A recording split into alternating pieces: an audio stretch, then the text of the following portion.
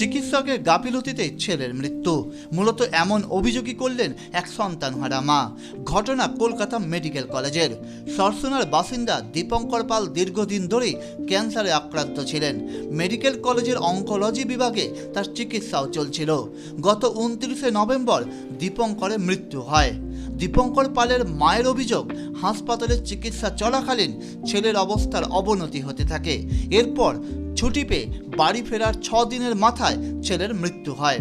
এরপর সোমাদেবী মেডিকেল কলেজের সুপার, স্থানীয় সরসুনা থানা ও মুখ্যমন্ত্রী মমতা বন্দ্যোপাধ্যায়ের দপ্তর সহ বিভিন্ন জায়গায় অভিযোগ জানান।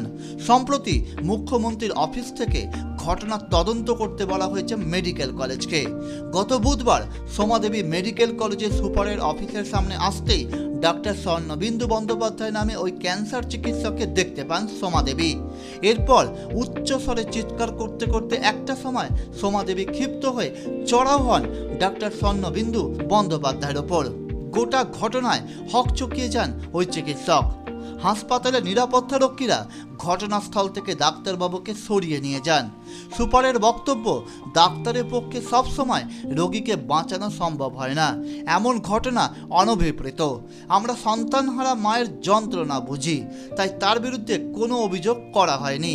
সুপার আরও বলেন, এর সাথে সাথেই পরিবারকেও বুঝতে হবে ছেলে ক্যান্সার আক্রান্ত ছিলেন। Target news.